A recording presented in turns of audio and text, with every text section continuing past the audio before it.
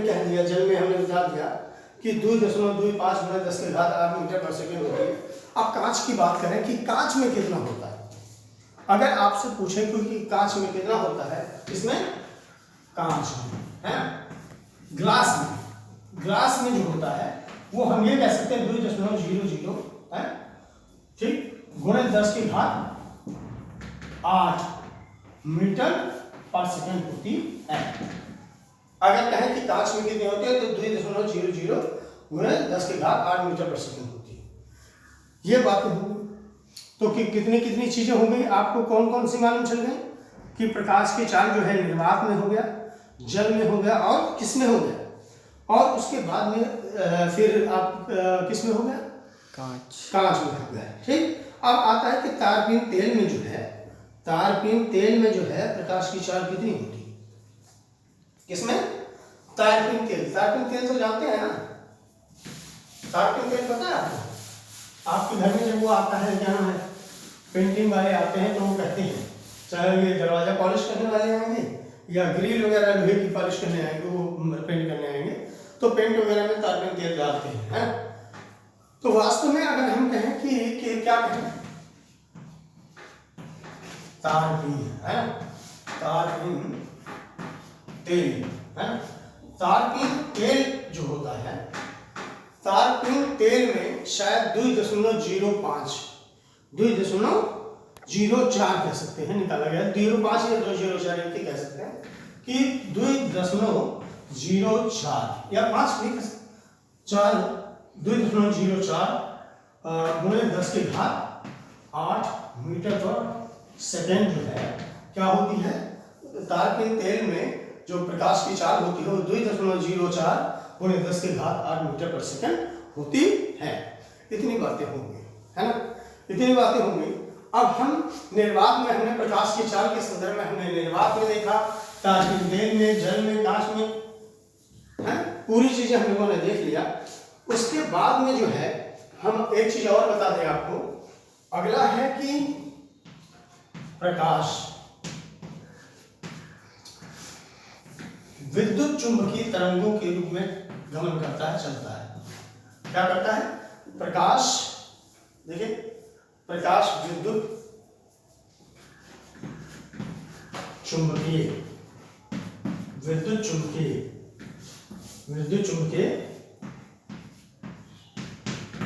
तरंगों के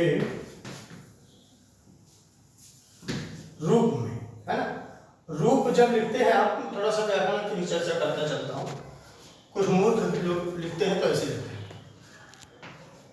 तो ये छोटा की मात्रा में रूप हो गया, लेकिन कैसे लिखते हैं हम, हल्का सा ऐसे कर देंगे और उसके बाद ऐसे घुमा देंगे।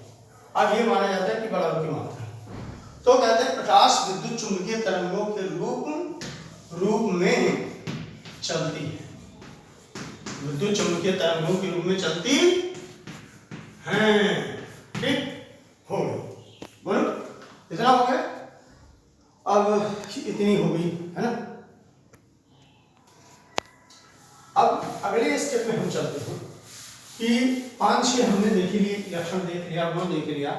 इसके बाद में एक चीज और आती है बालक कि 7वें नंबर पे, मान लीजिए 6 बता चुका हूं, तो 7वें नंबर पर भी बात आती है कि अगर इसकी बात हम करें, है ना, तो इसकी बात अगर हम करें तो जो प्रकाश होता है, ठीक, प्रकाश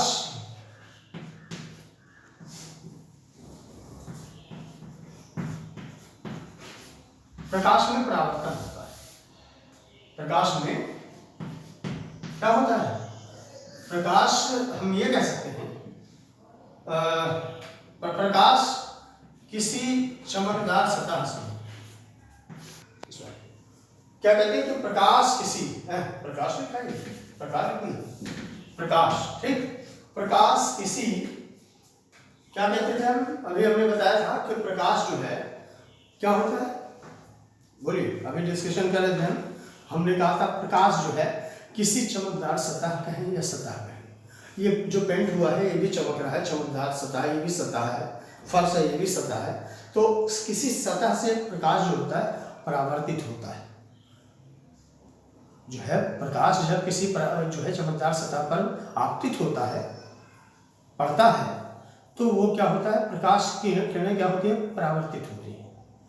ठीक, परावर्तित होती है। अब ये है कि ये हम लिखेंगे कि प्रकाश जब किसी चमकदार सतह पर पड़ता है तो वह क्या करता है, प्रकाश की किरणों को परावर्तित कर, जब परावर्तित हो जाता है तो प्रकाश में परावर्तन का गुण भी होता है ना। चमकदार सतह पर पड़ता है तो परावर्तित हो जाता है।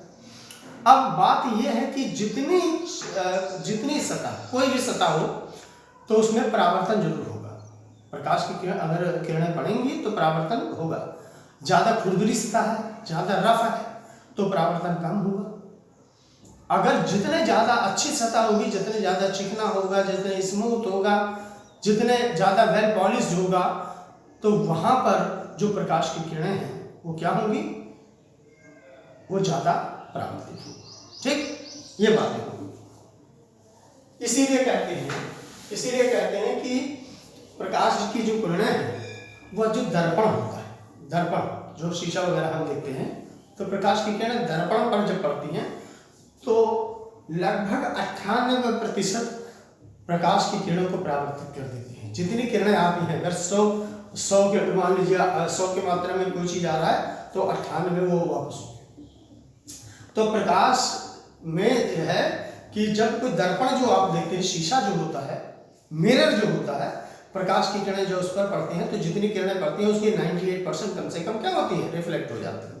तो इसीलिए दर्पण की परिभाषा भी हम देते हैं कि ऐसा पदार्थ, आगे देते हैं, हम यहाँ नहीं बात करेंगे लेकिन नहीं करना चाहिए कि बता दें। इसीलिए हम वहाँ कहते हैं दर्पण की जो परिभाषा हम पढ़ेंगे, आगे दर्पण पढ़ेंगे, मिरर पढ़ेंगे, तो वहाँ पढ़ते हैं कि दर्पण की परिभाषा जब देने की बात आती है तो कहते हैं कि दर्पण एक ऐसा पदार्थ है जो अपने ऊपर पड़ने वाले या अपने ऊपर आपतित होने वाले प्रकाश की किरणों के लगभग 98% भाग को परावर्तित कर देता है। क्या कहलाता है, दर्पण कहलाता है। This is the required definition of दर्पण, मिरर। ठीक, इतनी चीजें हैं, और भी प्रॉपर्टीज हैं प्रकाश में, और भी और पढ़ते रहेंगे। हाँ, एक चीज और बता दें आपको, अभी हमने बताया कि प्रकाश विद्युत चुंबकीय तरंगों के रूप में चलता है, गमन करता है। तो विद्युत चुंबकीय तरंगों की बात आपको जानना चाहिए कि क्या होता है क्या नहीं होता है। हम अभी आप जान लीजिए, अगर आप कहें तो मैं बता सकता हूँ, लेकिन बात यह है कि अगला वीडियो जब आएगा, अभी आप ऐसे जान ही रहिए कि प्रकाश विद्युत चुंबकीय तरंगों के रूप में चलता है। अगला जब चैप्टर इलेक्ट्रिसिटी पढ़ेंगे तो उसमें अच्छे तरीके से बता देंगे आपको कि क्या होता है क्या नहीं होता है ना। चूंकि हम जानते हैं कि जब वो चैप्टर हम पढ़ेंगे अच्छे तरीके से तो अगला इलेक्ट्रिसिटी के आगे जब जाएंगे, चुंबकत्व पढ़ेंगे, और जब वहाँ से स्टार्ट करेंगे तो आप जान पाएंगे कि विद्युत चुंबकीय तरंगें क्या होती हैं, है ना। तरंगे क्या है, तरंगे कितने प्रकार की होती हैं, क्या है, कैसे क्या, पूरी डिटेल हम चर्चा वहाँ करेंगे, है ना। इतना आज के लिए काफ़ी है। जय हिंद, जय भारत।